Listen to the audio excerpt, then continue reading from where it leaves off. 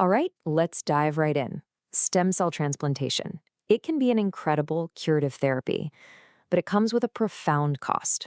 We have to essentially hit a hard reset on the patient's entire immune system, leaving them utterly exposed. Today, we're going to get into the masterclass of strategies we use to shield these patients through that period of extreme vulnerability. This quote just nails it, doesn't it? Resetting the immunological slate. That's exactly what we're doing. To get the cure, we have to erase a lifetime of acquired immunity, of protective wisdom. And this creates a temporary but incredibly dangerous void.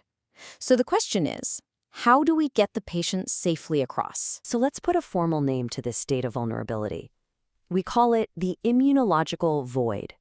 And make no mistake, this isn't an accidental side effect. It's an intentional state of profound immunosuppression that we create with the ablative conditioning regimens before the transplant even begins. And to be perfectly clear, this is more than just suppression. We're talking about a complete ablation of immunological memory. Every childhood illness, every vaccination, all of that learned experience is gone. This creates a two-front war. The patient is not only at risk from new pathogens, but also from the reactivation of latent viruses that were previously held in check by their old immune system. I think this analogy, especially for this audience, really hits home. That feeling of dread, of realizing all your work could be lost in an instant, that is precisely the level of risk we're managing. It's the ultimate high-risk, high-reward scenario. And it's our job to be that mission-critical backup, the external hard drive for the immune system. So how do we provide that backup? Well, the first pillar of the strategy is to rebuild what was erased. We have to actively and methodically reconstruct the patient's immunity from scratch. With a completely blank slate, a structured revaccination program isn't just a good idea, it is absolutely indispensable. Now, what's fascinating here is the carefully orchestrated timing. You can't just start throwing vaccines at the new immune system. We begin cautiously, around 3 to 6 months out, with inactivated vaccines. But look at the bright line rules for live vaccines. We wait at least 2 full years. And even then, it's an absolute no-go if there is any GVHD or if the CD4 plus count isn't above 200.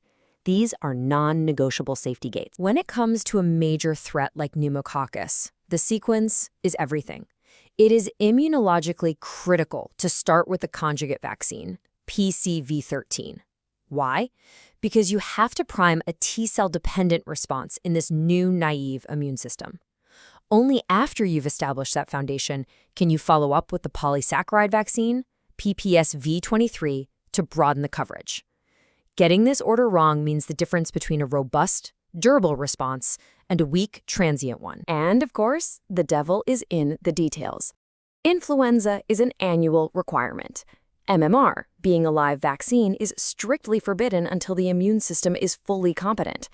Certain drugs, like ruxolitinib, will change our VZV strategy, but this point on tetanus is a fantastic clinical pearl. Natural tetanus infection does not confer lasting immunity. That one immunological fact dictates our entire approach to post-exposure prophylaxis. But rebuilding immunity is a long-term project. And while we're waiting for that new system to fully boot up, the patient is still in that immunological void. This brings us to our second core strategy, providing an external protective antimicrobial shield. Now, for preventing invasive aspergillosis, one size most definitely does not fit all. For your standard allo-HSCT patient, voriconazole or itraconazole are clearly superior to fluconazole. But look what happens when you add severe GVHD to the clinical picture. The evidence shifts, and suddenly Posaconazole emerges as the demonstrably superior agent. This is a perfect example of how we have to tailor prophylaxis to a very specific risk profile. And here's a quick look at the rest of the key players on the field.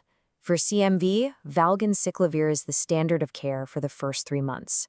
For Candida, it's fluconazole, especially during that critical neutropenic phase.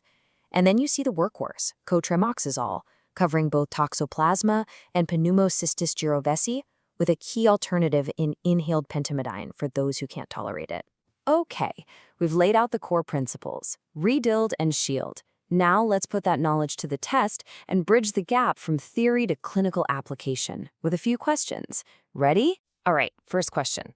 Thinking back to our timeline, which one of these vaccines do we wait the absolute longest to give, specifically because we're worried about immune fitness and graft versus host disease?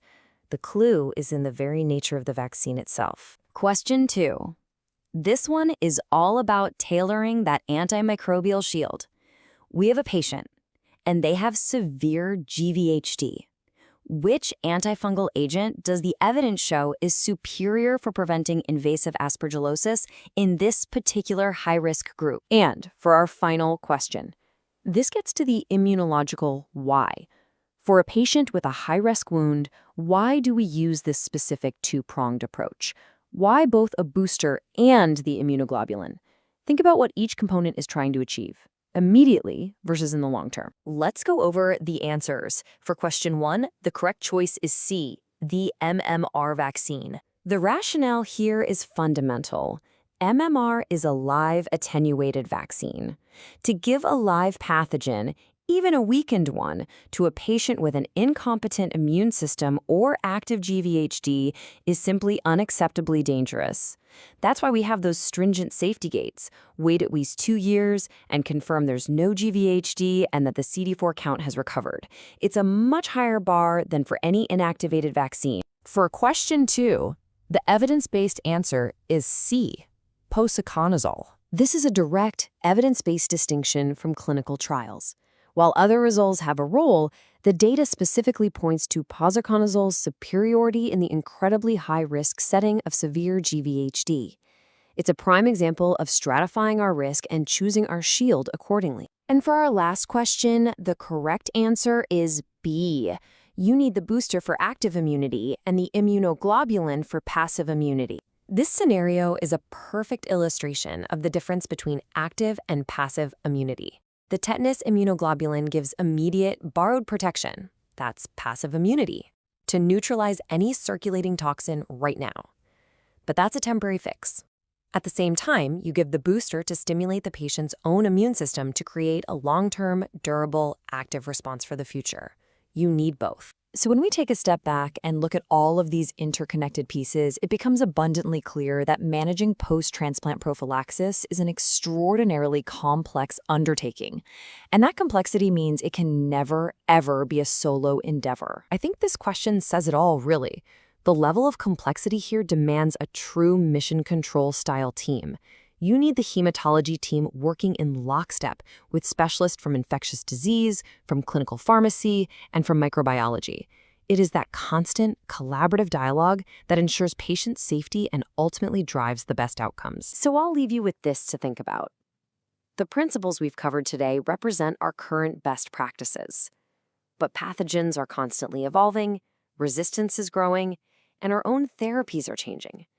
The vulnerable host of tomorrow will present entirely new challenges.